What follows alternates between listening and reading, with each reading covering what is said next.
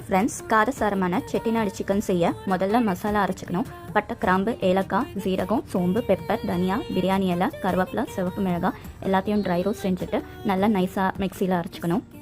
கடாயில் எண்ணெய் விட்டு கட் பண்ணி வச்சுருக்க வெங்காயத்தை போட்டு லைட் ப்ரௌன் ஆகிற வரைக்கும் நல்லா வதக்கிட்டு அடுத்ததாக இஞ்சி பூண்டு பேஸ்ட்டு பச்சை வாசனை போகிற வரைக்கும் வதக்கணும்.